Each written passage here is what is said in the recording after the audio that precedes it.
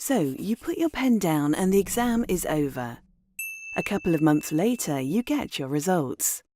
But what happens in between? Cambridge International receives over 8 million answer scripts a year from all over the world.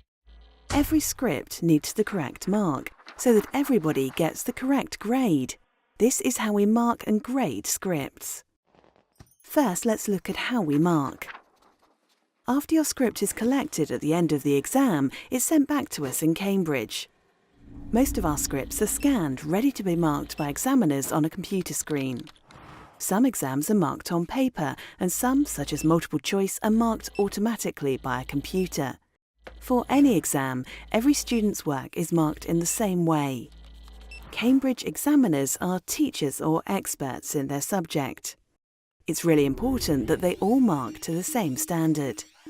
This means that they mark according to the mark scheme, and they all apply the mark scheme in the same way. How do we make sure this happens?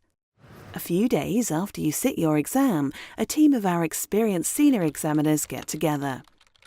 They all mark a sample set of scripts using the mark scheme and agree the marks. These scripts marked by the senior team set the standard for all other examiners. Every examiner practices by marking the same scripts as the senior team to make sure they understand how to mark to the same standard. They then mark another set of scripts as a test. Our examiners are now ready to start marking. Senior examiners check the marking of every examiner to make sure that they keep marking correctly. If one examiner is not able to mark consistently, they're asked to stop. Another examiner then remarks their scripts. So now we have marks for every script. How do we work out the grades? Your script has been marked, but this isn't your final result.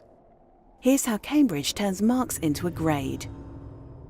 We turn marks into grades by using grade boundaries.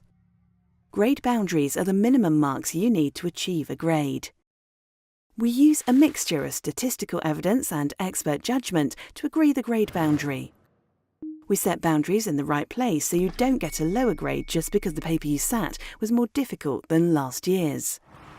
We try to make question papers of the same level of difficulty every year, but they can vary slightly, and we use grade boundaries to manage this.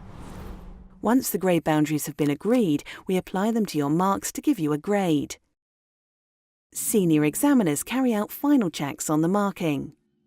And once we've done all of our checks, your result is on its way back to your school.